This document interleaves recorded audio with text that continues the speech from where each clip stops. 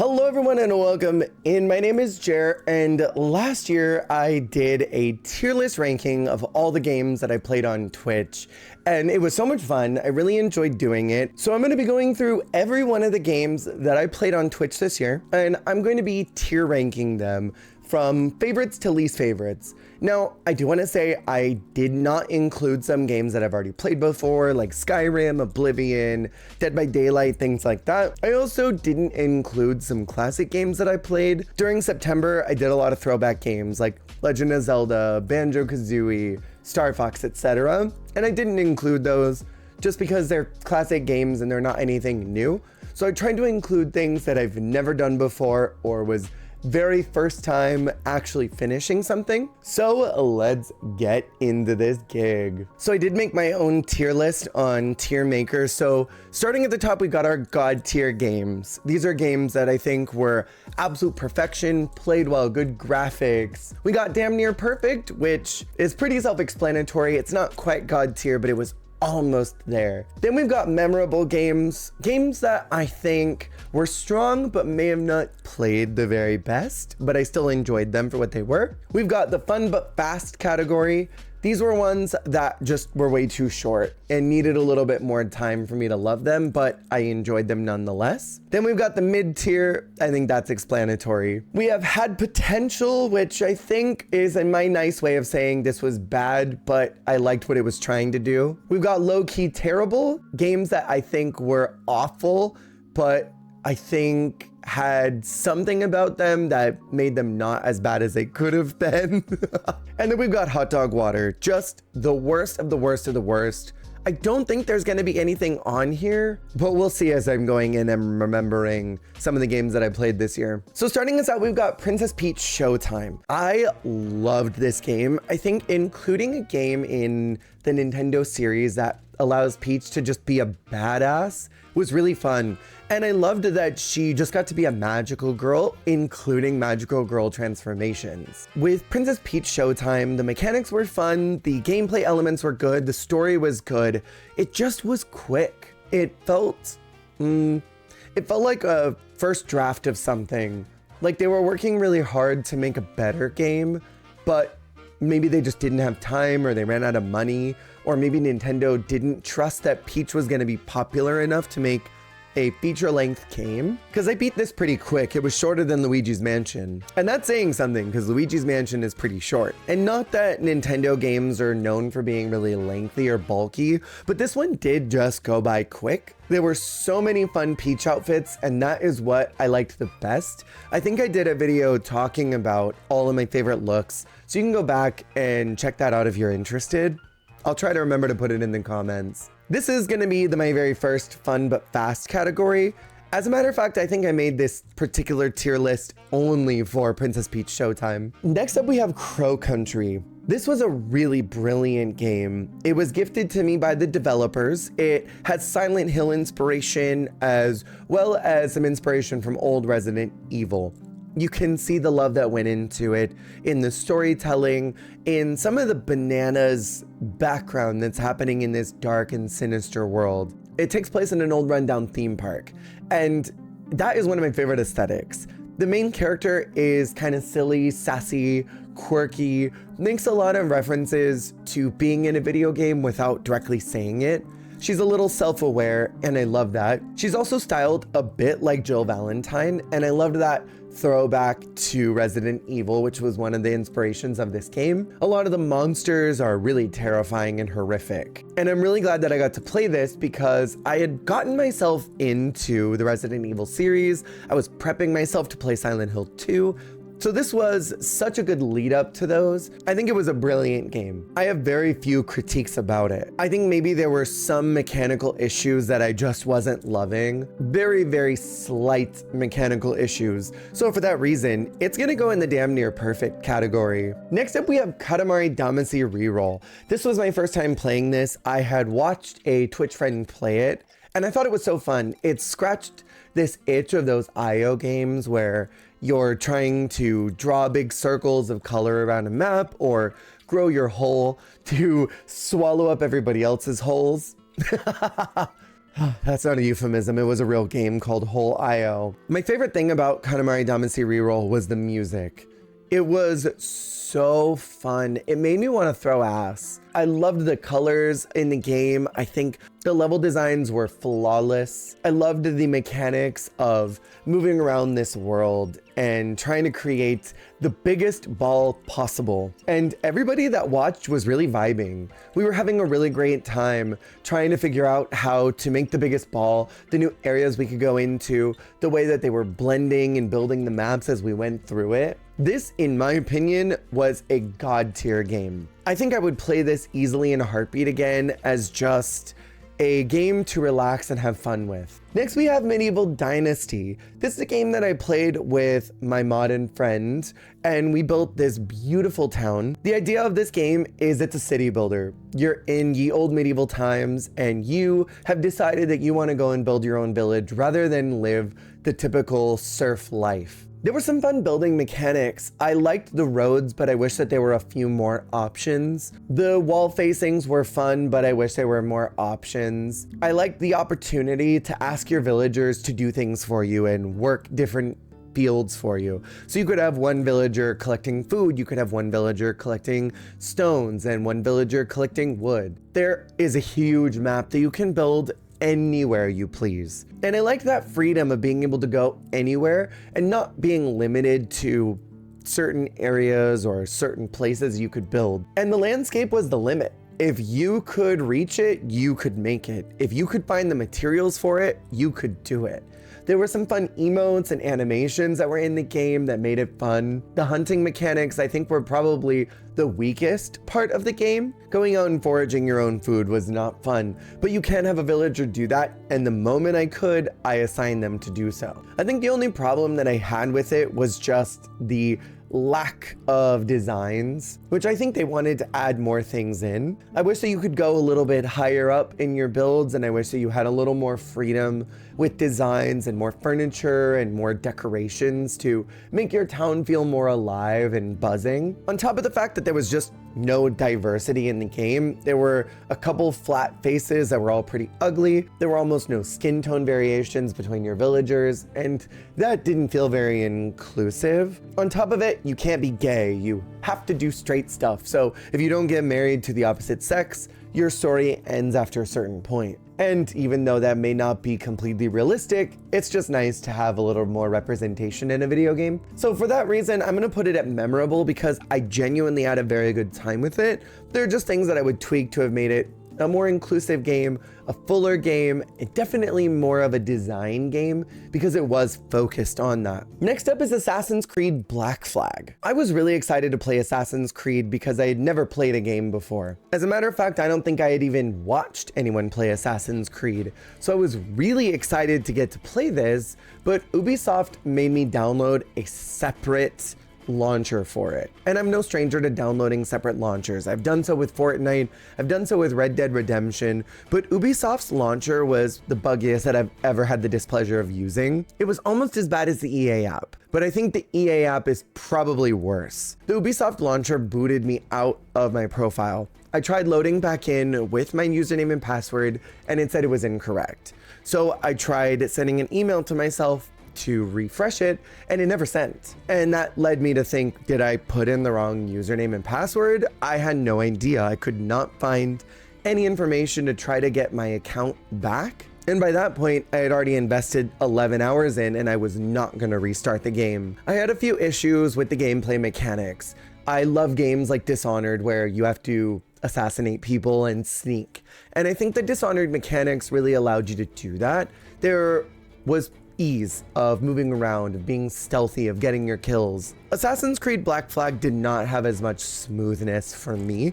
It felt a little clunky in the way that it was designed, and it didn't feel like it was totally thought out. Like they wanted to be a sea shanty game with pirates, and they accomplished the aesthetic, but I think they sort of missed the mark on some of the gameplay elements. So because of my poor experience with the launcher, it tainted my opinion of the game, even though I really did have a lot of fun with the general overworld. I felt like there were some issues as far as game mechanics where I didn't feel like I was moving around in the way that I was asking the controls to do. That being said, it was pretty fun. However, I'm gonna put it at the mid category because the Ubisoft launcher really killed my bone for this game. Next up, we've got Alan Wake. I was really excited for this game. I had never played it before, I had never seen anyone play, and it looked like a cool game. It kind of scratched those itches of games like the Telltale games, Life is Strange, etc., where you've got this big branching overworld and so much story to experience and hear. I liked Alan as a character. I thought his motivations were pretty clear to me. He's this writer who's trying to get back into his groove, but is tainted by this darkness, and this terrifying world surrounds him. He finds himself in this universe that draws from your darkness and creates evil around you. And he accidentally ends up unlocking this evil ancient entity in this town that is trying to destroy not only him, but everybody else around him. And I thought that story was really fascinating. I liked the actual world itself. I liked that you have combat with a flashlight rather than a typical weapon. There was something innovative about it. However, the dog dies, and that was very deeply upsetting and completely unnecessary in my opinion. So that automatically docked some points. On top of it, I didn't think that his girlfriend was that likable. She kind of had the same vibes of the girl in Resident Evil 7 and Village, where I just didn't care about her. Like, I don't have any connection to you. You don't come off as someone that I want to help or protect. So, bye girl. I did like the way that the mechanics of the game were. I think the monster design was really fun. It was extremely memorable, and for that reason, I am putting it in the memorable category because there were some gameplay mechanics that I just didn't respond to very well. Next up is Don't Starve Together. Now, I played this with another friend, and this was terribly difficult. From what I've been told, the learning curve is pretty high. You've got to play again and again and again and again and again in order to get good at it. And that makes it almost a Souls-like game. And for me as a gamer, I do not like Souls games whatsoever. I get frustrated and tilted if I can't figure out a game in a certain amount of time. And I think I maybe spent about 4.5 hours before I just was like, I gotta stop and play something else. I put in another 4 hours later and felt the same amount of frustration and just thought, I can't do this and I don't want to do it. It has a pretty dedicated fan base, and I'm afraid of pissing those people off, but high-key, this was hot dog water to me. Any game that makes you do way too much for very little payout is not a fun experience for me as a gamer. Maybe that is for other people, but I just don't have the mental space to punish myself for something that's not my fault. If you make a game with high difficulty scale, there should be a reward system that makes it worth it. And I didn't feel like if I passed an area or figured out how to get past a monster or how to not die overnight, it didn't feel like there was enough of a reward for doing so. Next up is Later Alligator, a point-and-click visual novel that was honestly one of the most delightful and joyful experiences that I've ever had in a visual novel. The story was funny. It's about this alligator who is having their birthday, and they have this conspiracy theory that their family is trying to off them. So you have to go through the city and figure out what it is they're planning and if they're gonna try and kill him. You meet a huge cast of eclectic characters, all with their own little mini games for you to play, allowing you to sidestep the story and interact with them and learn more about them. If you perform the minigame well, you'll learn more about their dark intentions for the night. And I felt like it was a smooth game. There were a lot of rewarding storylines. The dialogue was cute and quirky and silly and reminded me of things like Night in the Woods, where it wasn't taking itself too seriously, even in its elements of trying to be serious. I love games with a dark sense of humor, and this game really had that for me. Plus, everyone was just charming and endearing. This for me was practically perfect. I wish that some of the time mechanics made a little more sense, because as you progress through the game, it appears that you get closer and closer to the event, but it wasn't quite clear to me until the midpoint how much time was being utilized and how close we were. If there was some type of on-screen element that showed me, okay, you're getting closer to the next time period where you're gonna need to check in with Mr. Alligator again. I think that would have made it a little bit smoother of an experience for me, but this was a perfect visual novel. If you like visual novels, this one is it. Next up is yet another hero story, and I have very little to say about this. It was unfun. It was very unfun. It's a point and click style finder game, similar to games like in the early 2000s. And initially I thought that was gonna be fun, but the characters are flat. The dialogue was flat. The world itself had a lot of spectacle with very little payout. There are a lot of logic puzzles that don't make any sense, and I had to go to a guide to figure out a couple of the puzzles, and when they revealed what the answers were, I just felt frustrated because they didn't make sense. And in a game where you've got very little mechanics, there should be some element of sense in the world, and this one had nothing. The reviews were quite bad for this game. Most people didn't like it, and I was no exception. I liked what it could have been, but it just never reached the point that I wanted it to be. So this is another hot dog water game. Next up is Silent Hill 2 Remake. I have never played a Silent Hill game, nor have I ever watched one.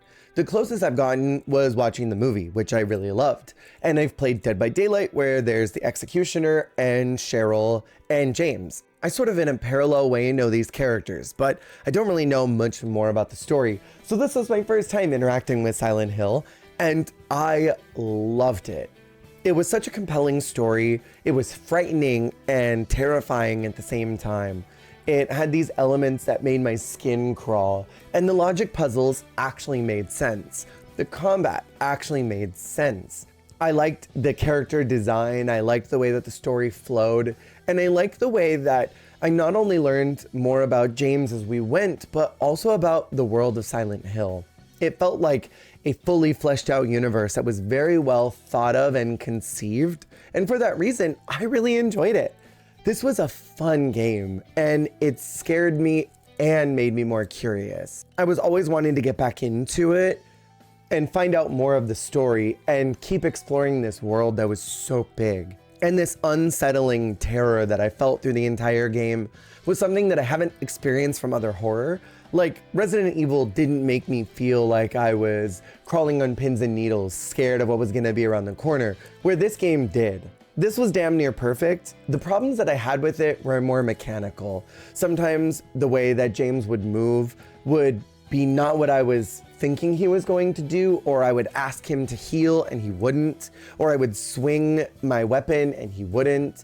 And that could have been just a Steam issue because I heard people on consoles didn't have that problem. I did have that issue. So it's damn near perfect. Next up, we've got Hue, a side-scroller game where you are playing as a small child who has lost all color in their world. And they are slowly trying to find color to solve logic puzzles around the world. The music was lovely, the mechanics were lovely, and normally I don't play side-scroller games. I just usually can't find ones that I think are stunning, that really make me feel something right away, that keeps me invested. And Hue made me want to keep playing. I did not want to put it down until I was done.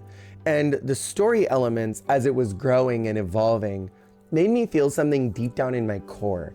There was something quite sad about this universe that was constructed and this child that was walking through it, trying to get to his destination. And as you learn about the story and what's going on, it continued to pull at my heartstrings in a way that I hadn't felt in many other games before. And the color choices and the way that you unlock the colors through the game made this a god-tier game. This was perfection from start to finish. I have 0 notes.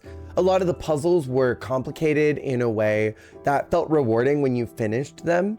Some of them were very difficult and challenging, but when you start to get the rhythm of them and you figure out what the game wants you to do, it felt good to do so. It didn't feel like, ugh, that felt bad. I wish that I had never done that.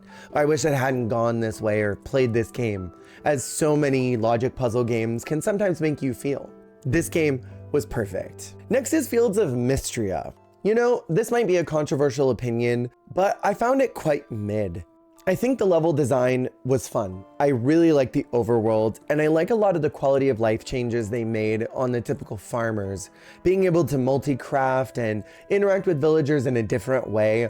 I loved the visual diversity of the villagers. I love the way the town was designed. I love the way that the mine was designed. I like all the different visual elements to it. At the time, it wasn't very fleshed out. I'm sure that it's gotten better in these last couple updates, and I probably should pick it back up again and give it a second chance. But at the time, I found it quite mid just gameplay wise. It wasn't telling me anything that I hadn't already seen in other farmers. Like Coral Island, for example, is a game that I loved and gravitated towards right away, even in its early development where it wasn't perfect yet. There were still enough elements in the game that made me want to keep coming back to it, where Fields of Mystria felt like after I had gotten to a certain point, I didn't feel like this need to keep playing. Plus, all the characters that I liked and wanted to romance were unromanceable, and that left me with trying to romance people that I wasn't interested in. So this was kind of mid to me. I do, however, love the art style, and maybe I'll go back to it next year after it's had some time to cook and get a couple more updates in. Next up is Resident Evil Village. I had played Resident Evil 2 and 3 Remake. I also played 4, and I loved all of those. And so I was very excited to play Village because there was the opportunity to be in third-person mode. The actual storyline of the game reminded me a lot of 4. It had very similar characters, it had a similar overworld, similar puzzles, so it felt in line with the Resident Evil universe in a way that I liked and responded to. I will be honest, I didn't care much for Ethan, but I liked his journey through the game and his interactions with the overworld. I had absolutely no connection to his daughter. I don't have a child, nor do I have any interest in children. I want them to stay away from me, so that drive to try and save his kid didn't call to me. It didn't pull at my heartstrings, and it didn't make me think, I want to really help this guy's baby. Like, I just didn't care. In the same way that I didn't care about other characters in other games that I've played because they involved rescuing family members that I had no connection to.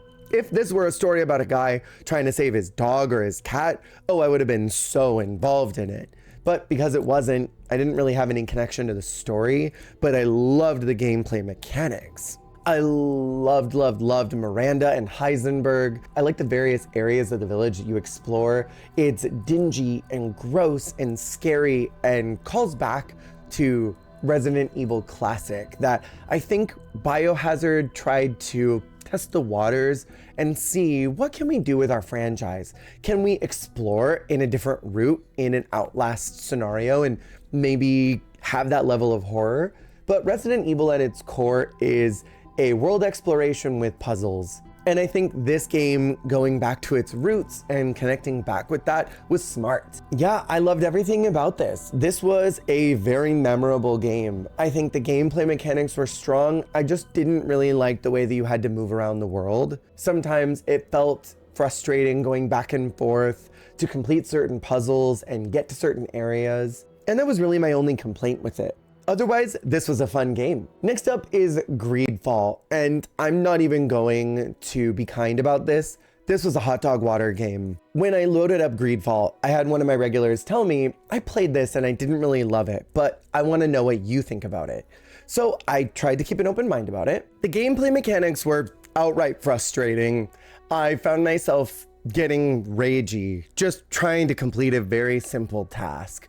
The characters were uncompelling and unmemorable and just talked a lot and wasted time, and I didn't ever feel this sense of understanding what I was doing, why I was doing it, and what I was supposed to do next. It always just felt unfulfilling and unrewarding, and I did not enjoy a single element of it other than some of the visuals, which I thought were fun. I think it had a lot of potential, but it just never got where it needed to go because it was so badly designed from the beginning. Even the character creation wasn't that interesting or fun. There was just not one singular good thing about this game other than the visuals were nice. And that's it. Next up, we have Bear and Breakfast. This is a hard one for me because I put a lot of time into it. I really wanted to like it. Bear and Breakfast is a game where you are a bear running a B&B. You have different B&Bs that you can open up throughout the entire map, but it's kind of unclear how you're supposed to get to each one of those areas and how you're supposed to unlock them, because they're blocked off initially and you have to perform certain quests that seem hard to do. Because not only is it a B&B management sim, it's also a mat gathering sim. And I'm fine with some collection. I think sourcing your own materials to create your own B&B is fun. But at a certain point, it gets mundane, and I found myself traveling across the map to get a singular item, a singular material for a singular quest on the opposite side, and it didn't feel rewarding or fun at a certain point. It sort of just felt monotonous. It felt like I was doing it to do it, and I had to stop myself and say, I'm playing this because I feel like I have to, not because I want to. I do feel like this is a game that had a lot to offer story-wise. The characters were compelling and cute. I liked their sassy dialogue. I liked the actual mechanics of the management sim. I liked the mechanics of gathering your own materials. It was just all of them combined into one thing was less fun than I wanted it to be. And so for that reason, I'm putting it had potential. I think if some of those mechanics had been twisted just a bit to make it a little more streamlined and smooth, this would have been a really great and solid game. I don't think it would have been perfect, but it would have been solid. Next up is Sunnyside, a game that I was very excited for because I love a farm sim. I think visually it was really cool. I think the idea of what it was supposed to be was cool. Starting out in this tiny village where you got to build up everything without the typical tools you would normally see in a farm sim. Participating in some low-key feudal Japanese farming mechanics was a fun idea. I think some of the characters were fun and compelling, and I really liked the map. I loved the design of the overworld, and it was fun to explore and look at. At the end of the day, it's a farm sim, and it didn't feel like a farm sim. It was so unfamiliar with everything that existed. It was like a mall store that's trying to be trendy, but just has fluff garbage in it. It lacked so much substance by trying to buck the trend of other farmers and be different and quirky that it didn't succeed in what it was supposed to do, which was to be a farm sim. On top of it, at the time, and I think still now, there's no romance available. And when I'm playing a farm sim, I not only want to manage my farm, but also want to flirt with people in the town and develop a relationship and see who I'm going to marry. It's why I liked games like A Wonderful Life, because there is that relationship element to it. So this was disappointing to me. I think it had potential and it had the opportunities to be really great, but it was trying too hard to be different. So for that reason, I'm going to put it at low-key terrible because I don't think it was hot dog water. I think it had a lot of great elements, but it just wasn't good. I'm gonna do this a little bit out of order and do Subnautica next rather than Below Zero because that was one that I played second. Subnautica is a perfect game. It's a game about crash landing on an alien planet that is covered in water. So if you've got thalassophobia, you're in for a bad time with this game. You construct a base and try and figure out where all the other survivors of this crash are, only to find out there are no survivors. You then find out you've been infected with this virus, and you have to cure yourself of the virus if you ever want to have any hopes of leaving the planet. There are a bunch of different biomes to explore and find materials to create your base, to create bigger ships, to go deeper into the water, and it felt like the construction of your base and your ships was rewarding. At first, you can only go so deep because you run out of oxygen very quickly, so you have to keep going back to the surface. So you construct bigger oxygen tanks. From there, you build your base, but you can only go so deep because the pressure will hurt you. So you have to construct better equipment. You have to construct better ships so that you can dive deeper and find these materials to create these chips that allow you to do these things. Exploring different wrecks, exploring different alien ancient civilizations was fun and rewarding and enjoyable. I found myself, no matter what I was doing, wanting to play Subnautica. And even now, I find myself wanting to go back and play Subnautica. Some of the base building mechanics were a little bit frustrating. It was very Fallout 4, where not everything snapped in the way that it was supposed to. Sometimes it wouldn't quite make sense why I could put a building in one place and then I would rotate it just an inch and it wouldn't work anymore. Or I would try to include a ladder to go up to another floor and the hatch would never show up. Small little details like that made the game frustrating at times, but beyond that, it was damn near perfect. Plus, the suspense of not knowing if you were going to go into an area that had monsters that were going to get you, or if you would be fine, was thrilling. It was terrifying. It was exciting. It gave me everything I wanted from a base builder map gathering game with a little bit of horror element. And surprisingly, the deep water thing didn't bother me at all. So I'm going to put it at damn near perfect, only because some of those base building mechanical issues were a little bit frustrating, and at the end of the day, it is also a base builder. So that brings us to Subnautica Below Zero, which was the second game, not quite a sequel because they are making a Subnautica 2.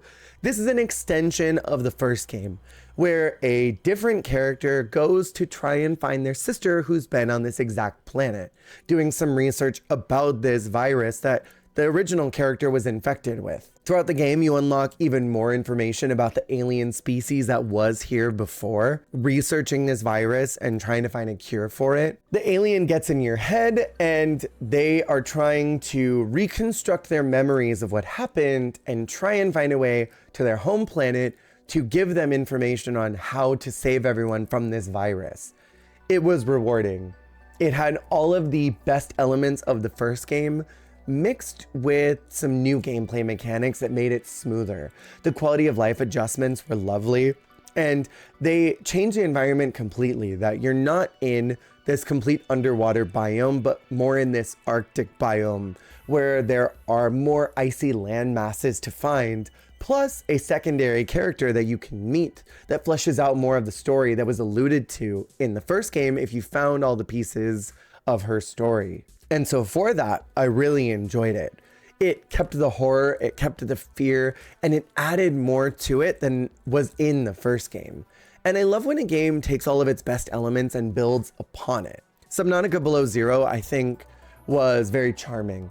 It had so many elements that I loved even more than I loved about the first game, and I loved that the world felt more expansive and real. So for that reason, because it was an even better version of the first one, I'm putting this at God tier. Below Zero was spectacular, and I am beyond excited for Subnautica 2. Next up is a game called Windbound, which was a free-to-play on the Epic Game Launcher. I had some problems with this game. It's sort of Moana-like. You play as this person who's a part of a tribe who chases the landmass and are always rebuilding and chasing the waves and the winds. But a lot of the story was a little murky. You're meant to learn more about it as you go, but it's kind of up to your own imagination to figure out the story that's branching around you. A lot of the gameplay mechanics were frustrating, including the boat building, which is the crux of the game. Building bigger ships to explore bigger islands, to get more places, to gather more materials, to keep building up your reservoir, to feed yourself, to have all the elements you need to get back to your tribe. It has a lot of potential. Gameplay-wise and mechanic-wise, it was infuriating at times. Moving my boat into an area that would destroy it for what seemed like absolutely no reason, when I could have gotten into a different ship. Like the raft itself was terrible. The canoe was better. And not only that, but there's a Souls-like element on each one of the islands that you find. You don't know what you're gonna get. If you die, you reload, and the islands reload as well. So sometimes I would go somewhere that had a lot of materials on it, and it would be infested with spiders or different monsters that I would have to fight. And the actual fighting mechanics were frustrating. They were not rewarding at all, and I never felt like I was getting better at the game, only that I was just struggling to survive. And when you create a world that is separated by water and the land masses are scarce, you want every moment that you're somewhere safe to feel rewarding, and it almost never did. So for that reason, this goes into had potential category, because I think it wasn't bad, it just wasn't fun. It had so much opportunity to be good, and it chose numerous times to not. Next up is House of Ashes. This is a game that gets a lot of flack. It's set in an odd time period, post 9/11, where there is so much cultural context that is needed to explain this game, and me being a child of that time understood the cultural nuance of military members going into this unstable area with all of this political turmoil, learning that these people are not as bad as they thought they were because of the propaganda that they had heard. I really loved the vampire twist, making it aliens instead.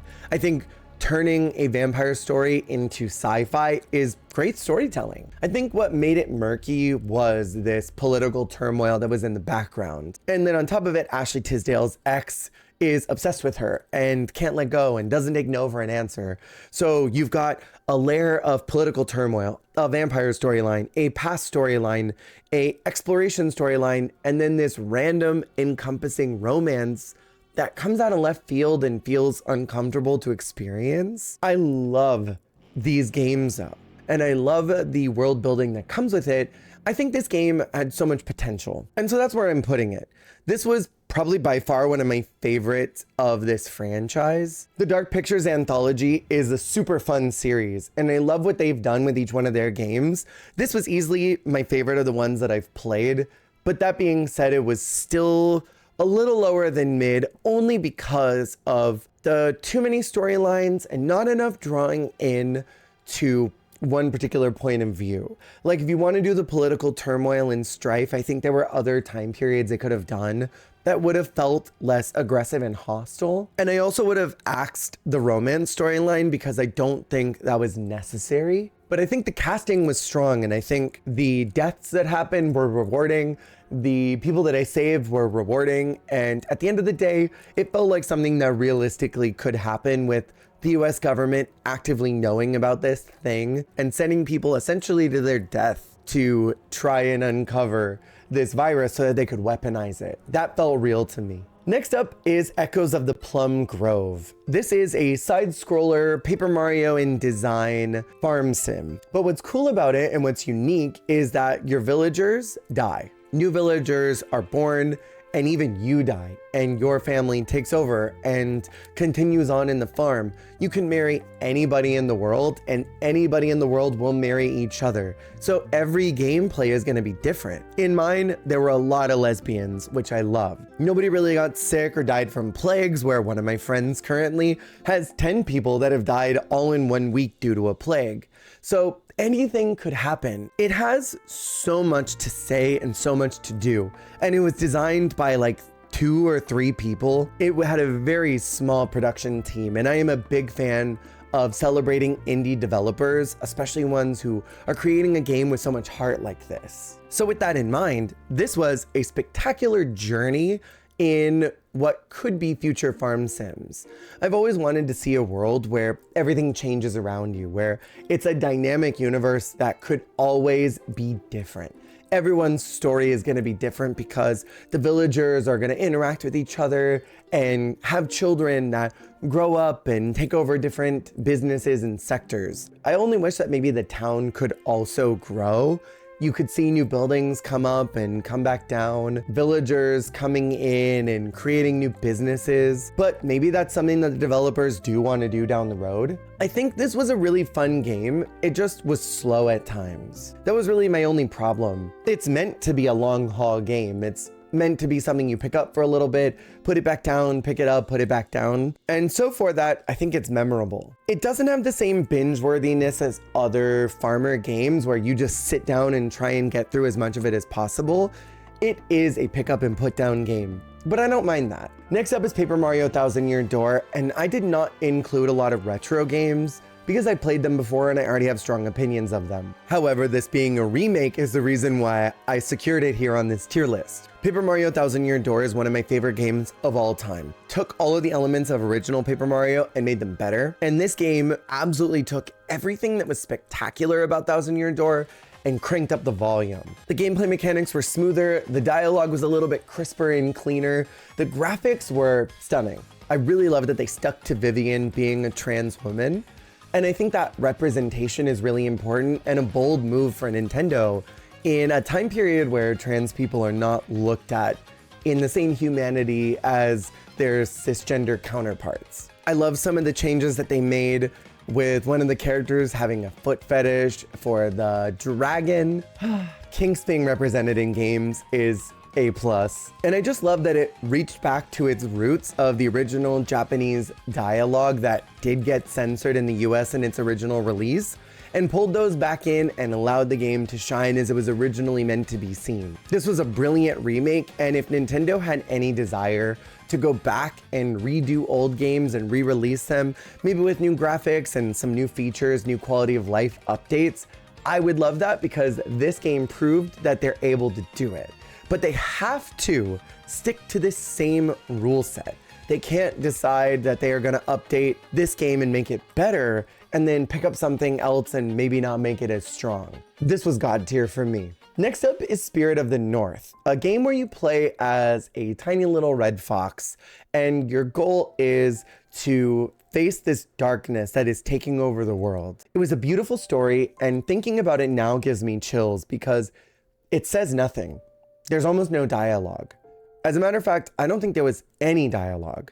Maybe a couple pop-up windows to try and help you understand where you're at in the world and what you're supposed to do. It's essentially a walking sim with a light bit of puzzle solving. Very light puzzle solving. The world exploration was beautiful. The way that you go from these lush water biomes to frozen tundras gave me chills every time that I was in a new area. Every time I got to experience a new subset of this world, I felt satisfied. When you become the spirit of the mountain and you learn more about the story, I sobbed. It's probably my favorite walk sim I've ever played, and it had so much heart and soul in it.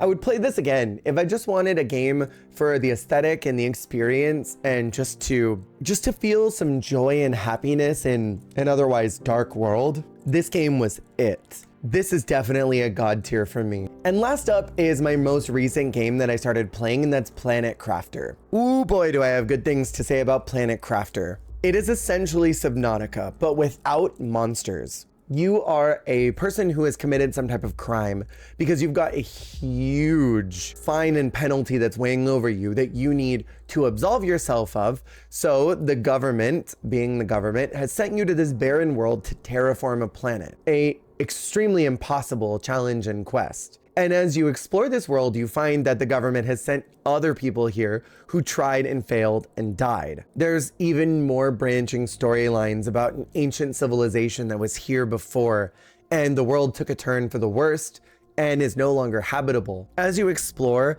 the biomes change. It changes from this vast, barren, frozen orange desert to a lush greenery, jungles, oases, gorgeous, spectacular plains of grass and trees and butterflies flying around everywhere. And the way that you see this world grow and change and different areas unlock as you heat the world up and make it more habitable, it felt rewarding. I want to play this game nonstop. It took every good thing about Subnautica and about that type of gameplay, base building, and made it better. If I had to nitpick anything, it's that I wish you could decorate just a bit more. I wish there was a little more creating involved because it is a base building game.